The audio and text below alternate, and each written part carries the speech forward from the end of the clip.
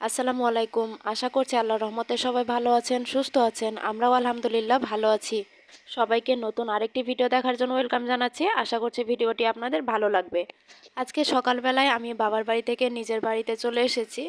একটু আগে আসলাম এই আর কি। তো এই যে দেখেন সকালবেলা আমাদের এখানের আবহাওয়াটা কেমন। আমি রাস্তায় গাড়িতে থাকতে ভোর রাত্রের দিকে প্রায় সেই সময় থেকে বৃষ্টি পেয়েছিলাম। আর আমাদের রাজশাহীতে তো এত বেশি গরম, মানে আপনারা তো যারা জানেন তারা জানেনই, অতিরিক্ত গরম।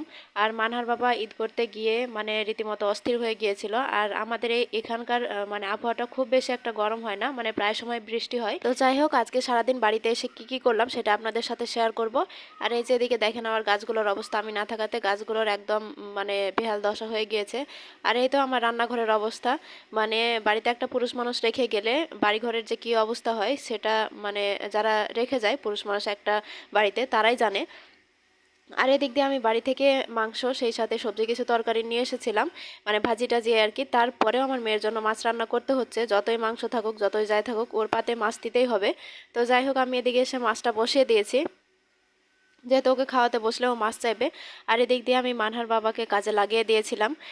আমার বেলকনিটা পুরো একদম খোলা, মানে একদম ছাদ থেকে প্রায় গ্রিল দেওয়া আছে, যার জন্য পানি ঢুকে অনেক। তো পানি ঢুকে কিন্তু হচ্ছে মানে বের হতে পারে না, বের হওয়ার কোনো রাস্তা নাই। আর যার জন্য অনেক মানে পিচ্ছিল হয়ে যায় আর কি বেলকনিটা। আর অনেক দিন যেহেতু ছিলাম না সেই জন্য মানে একদম বেহাল দশা হয়ে গিয়েছিল। তো মানহার বাবাকে বললাম যে একটু ঘষে ঘষে পরিষ্কার করে দিতে হুইলের পানি দিয়ে।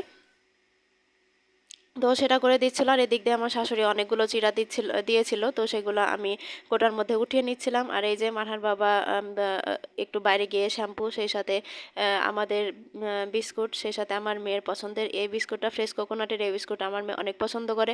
আর সেই সাথে এই যে সাবান নিয়ে এসেছিল। তো যাই হোক, এই যে গোসল করে ফ্রেশ হয়ে আমরা মানে খাওয়া দাওয়া করে নিয়েছে দুপুরে। আর এই যে আমার মেয়ের অবস্থা দেখেন, মানে অসুখ থেকে ওঠার পরে ওর অবস্থা এতই খারাপ, মানে শরীর প্রায় অর্ধেক হয়ে গেছে। এমনিতে তো শুকনো আমার মেয়ে, তারপরেও। আর এই যে দেখেন বৃষ্টি হতেই আছে, সেই সকাল থেকে বৃষ্টি হচ্ছে তো হচ্ছেই।